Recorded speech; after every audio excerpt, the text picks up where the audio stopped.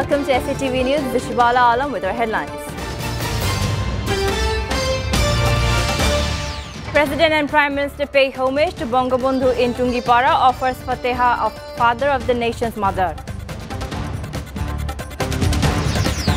Trading of government securities will start on the stock exchanges from Monday.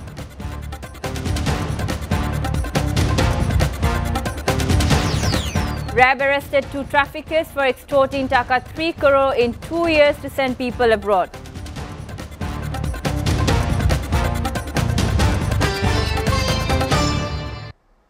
President M. Abdul Hamid reached Tungipara via Podda Bridge and offered ziyarat at the Majar of Father of the Nation, Bangabandhu Sheikh Mujibur Rahman, here this afternoon. On his arrival at Tungipara, Prime Minister Sheikh Hasina and her sister Sheikh Rehana welcomed the President. Accompanied by his family members, including his eldest son, Engineer Rizwan Ahmed Tawfiq, MP and Bangabhavan officials, the President offered Fatiha and joined the Monajat seeking eternal peace of the departed souls of the Father of the Nation and other martyrs of the August 15, 1975 massacre. Earlier, the head of the state paid rich tributes to Bangabandhu by placing a wreath at his Majar. Later, President Hamid, alongside with his family members, placed another wreath at the Majar.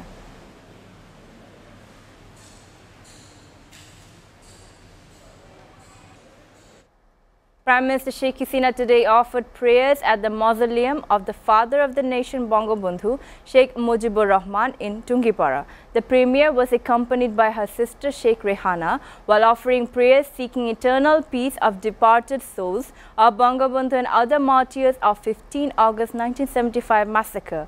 Prayers were also offered seeking divine blessings for good health and long life of Sheikh Hasina and her family members, as well as continued peace, progress and prosperity of the country. Earlier, the Prime Minister paid tributes to Bangabandhu by placing a wreath at his mausoleum. The Prime Minister reached Tungipara in Gopalganj at 10:10 in the morning by road after crossing the Podda multipurpose bridge. BNP Secretary General Mirza Fakhrul Islam Alamgir alleged that Awami League wants to score goals in an empty field in the upcoming election without the participation of the opposition parties. He made the remarks at a press conference at the BNP chairperson's Gulshan office, trashing Prime Minister Sheikh Hasina's remark that her government wants all parties to take part in the 12th parliamentary election. As a Liberal Democratic Party, Fakhrul said BNP wants to join the election, but it has to be a genuine election, not a farce. He said a fair and credible election cannot be held under those who stuff ballots the night before the election. Dubbed BNP as a communal evil force, Awami League General Secretary and Road Transport and Bridges Minister Ubaidul Qadir said BNP itself is the communal entity, making the party a common platform for anti-liberation forces. The ruling party leader made this remark while briefing the journalists at his official residence here today.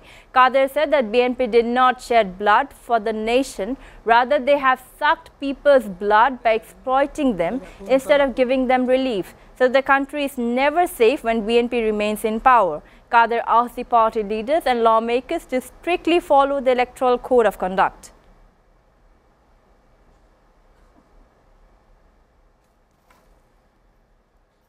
Trading of government securities will start on the stock exchanges from Monday in a bid to ease general investors' participation in treasury bonds and bills. Bangladesh Bank said in a circular, government treasury bonds and treasury bills are now traded at over-the-counter OTC, an anonymous order matching trading platform. To ease the participation of general investors in the bonds and bills, the trading would be allowed on the trading platforms of the Dhaka Stock Exchange and Chittagong Stock Exchange on a test run basis. It is going to end the wait of more than a decade and create one more investment tool for the retail investors dependent only on shares and mutual funds. Bangladesh Garment Manufacturers and Exporters Association (BGMEA) urged the government to provide industrial units with adequate gas for uninterrupted production. BGMEA President Farooq Hassan made the call and sent letters to Tawfiq-e-Ilahi Chaudhary, Energy Advisor to the Prime Minister, and Nazrul Hamid Bipu, State Minister for Power, Energy and Mineral Resources on October 3rd. Production is greatly affected because of inadequate gas supply in industrial units, the letter reads. Many factories cannot cater the work orders of the international retailers and brands because of gas shortage. Rapid Action Battalion arrested 2 human traffickers who extorted around Taka 3 crore from people in the name of sending them abroad. A team of RAB arrested Mahbubul Hassan and his accomplice Mahbub Karim from Shantinagar area yesterday. RAB 3 Commanding Officer Lieutenant Colonel Arif Mohiuddin Ahmed told the press briefing at RAB Media today. The gang would cheat poor and unemployed young people with false promises of a high-paying job in Europe and Middle Eastern country, and also trafficked many others earlier, he added. Mohiuddin said that the gang had collected passports of 521 people through their brokers from different parts of Bangladesh in the last 2 years and took Taka 3 to 2 lakh each to send them to Middle Eastern countries and took Taka 6 to 7 lakh for Europe. Dhaka University will hold its 53rd convocation on 19 November at the central field of the university. President and Chancellor of Dhaka University, Mohammad Abdul Hamid, will preside over the convocation. Online application for the 53rd convocation has started from 7 October Friday and will be open till 26 October. Graduates who passed between 26 August 2019 to 13 October 2022 will be eligible for the 53rd convocation. 4 people, including a policeman, died and 15 others were injured when a passenger bus crashed into a tree on the Dhaka-Khulna highway in Chandra Dighalia Upazila of Gopalganj early this morning. The deceased cop was identified as Borishal Metropolitan Police member Abdul Alim, while the identities of the other victims are yet to be known, said Nasiruddin, officer in charge of Gopalganj Shodar Police Station.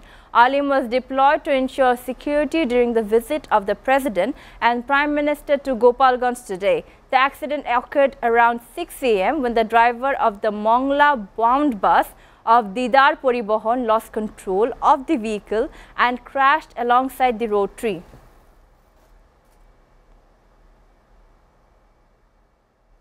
Viewers are taking a short break. Please stay with us.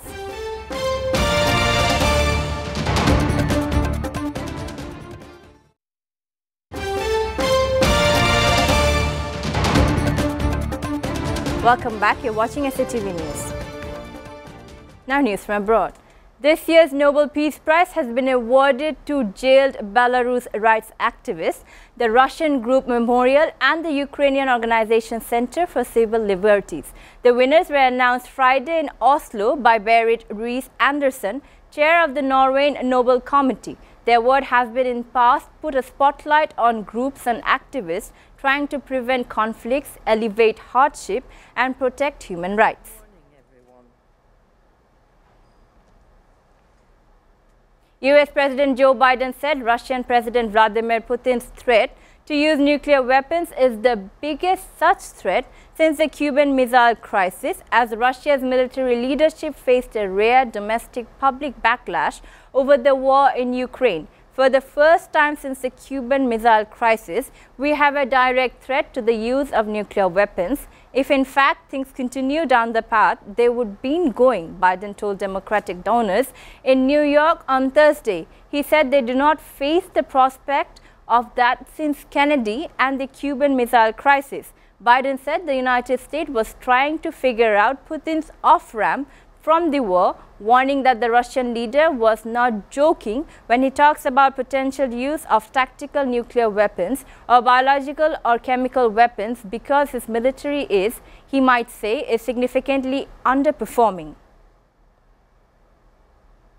Sri Lanka's top court has granted permission for proceedings against former President Gotabaya Rajapaksa. The rights group which filed the case against him said in a statement on Friday. The court also agreed to allow proceedings against the country's former Prime Minister Mahinda Rajapaksa and its former Finance Minister and two of its former central bank governors. The case filed by rights group Transparency International calls for accountability for the island nation's leadership for its worst financial crisis in more than 7 decades. Flooding caused by heavy rains in the West African state of Niger has claimed nearly 200 lives and affected more than 250,000 people, the Civil Protection Service said on Thursday, describing the toll as one of the highest on record. Rainy season floods claimed 192 lives, affected more than 263,000 people and destroyed more than 30,000 homes as well as classrooms, medical centers and grain stores. The worst affected region are Maradi and Zinder in the center of the world's poorest country. Dosso is the southwest and Tahua in the west.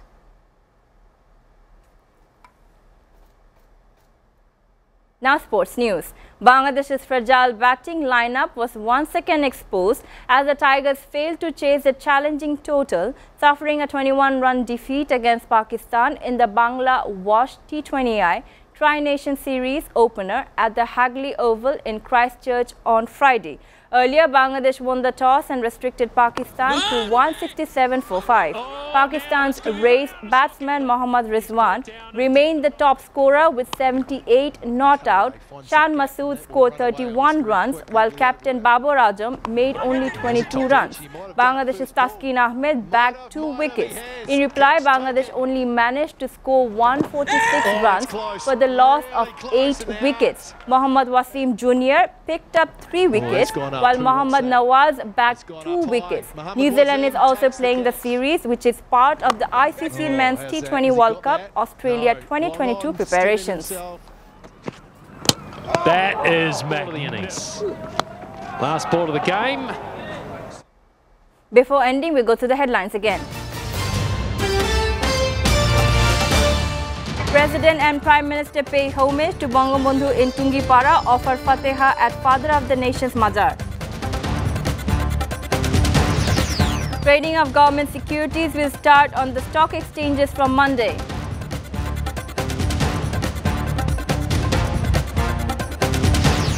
RAB arrested 2 traffickers for extorting Dhaka 3 crore in 2 years to send people abroad.